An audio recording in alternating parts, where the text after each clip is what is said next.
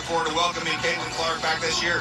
Did you get any chance to critique her work? She was holding the microphone over the weekend on NBA. You're doing a pretty good job. You didn't give her any advice? No, she did so good. So proud of her. So fun to see her in that atmosphere, too.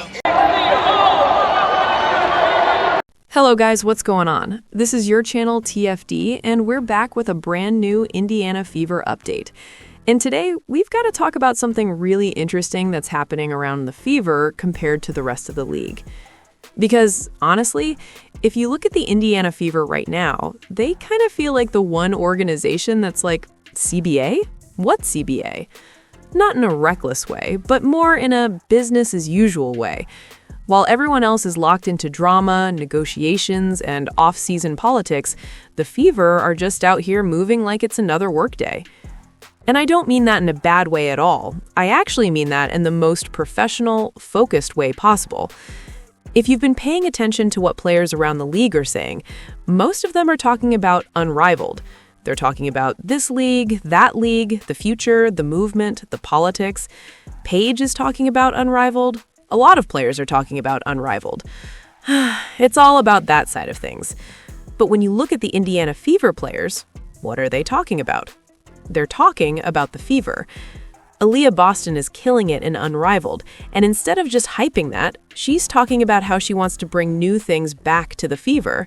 She's talking about adding a three-point shot for Indiana. She's talking about development for the Fever. She's wearing Fever gear. She's repping the team. You're never going to see an Indiana Fever player show up to an Indiana Fever-related event wearing Unrivaled merch. You're just not. And that tells you everything about their priorities. Now, maybe Kelsey Mitchell hasn't spoken much publicly about this yet, but from what we have seen, it's very clear the priority of the Indiana Fever players is the Indiana Fever. Unrivaled is a side gig. And that's not disrespect, that's just reality. A side gig is not supposed to become the main gig, and the Fever players seem to understand that better than almost anyone else in the league. Relaxed confidence.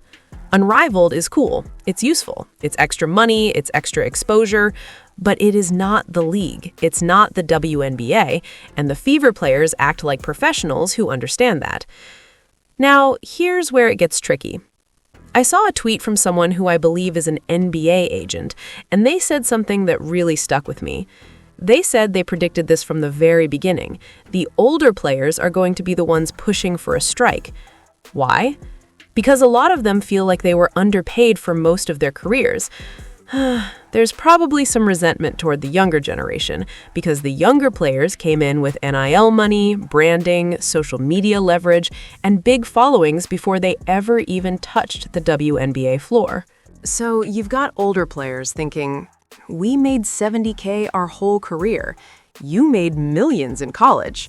And you've got younger players thinking, why wouldn't I sign a new CBA if it takes me from $70K to $250K and lets me make money off the court too? That's a generational divide, and it's real.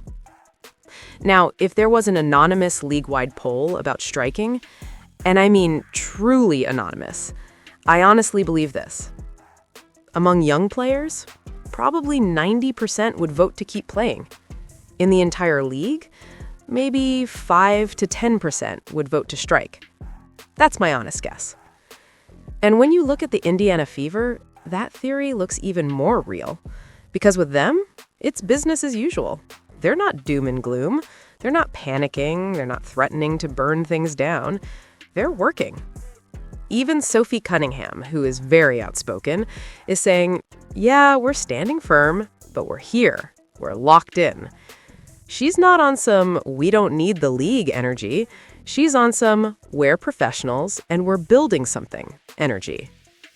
And what's interesting is that these are players who are in Unrivaled, and they still went out of their way to come back to Indiana. They had meetings, they had media, they had responsibilities, and they chose to show up as Fever players. Now, here's my theory, and this is just a theory. I think Fever players stick together more than people realize. Not in a toxic way, not in a hostile way, just in a tight-knit way. they're not as buddy-buddy with the rest of the league. They're not as plugged into the unrivaled clique culture. And I think that creates a little bit of distance. I remember Sydney Colson once implying on a podcast that people around the league told her she shouldn't join the Fever, that she might be treated differently if she did. And again, if I'm misremembering, I'll own that. But that was the impression. And whether it's intentional or not, there is some resentment toward the Fever from parts of the league. Not personal hatred, but professional jealousy. Because the Fever are getting everything right now. They have Caitlin Clark, they have Aaliyah Boston, they have national attention, they have media coverage, they have sold-out arenas, they have momentum. And when you're in the middle of CBA negotiations and off-season power struggles, that kind of spotlight creates tension. Look at what happened recently. Half of the Unrivaled players removed WNBA from their bios. They took the league out of their identity. They leaned fully into Unrivaled. They were saying, we are Unrivaled players. Meanwhile, the Indiana Fever players are saying, we are Fever players. Unrivaled is off-season. Fever is the job. And that difference matters. Because Unrivaled is being used as a bargaining chip. It's being positioned as leverage.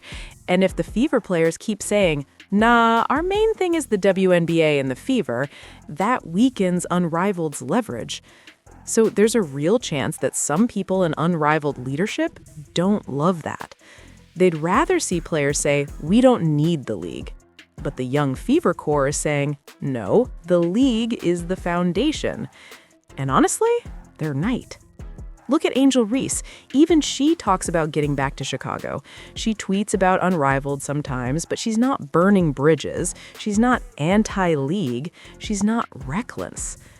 Because the young players understand something very simple.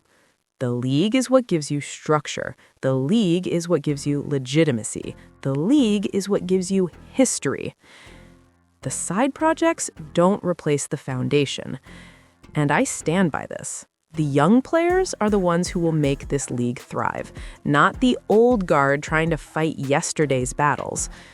Not all older players, but as a collective, the ones stuck in resentment are the ones holding things back. The Fever are the opposite of that. They're focused, they're united, they're forward-thinking, they're not dramatic, they're not burning anything down. They're building. And that's why this whole thing is so interesting to me, because while the league is arguing, negotiating, and debating its future, the Indiana Fever are already living in it. So yeah, that's the video. Let me know what you guys think in the comments. Do you agree with this take? Do you disagree? And as always, thank you for watching. Like, comment, and subscribe.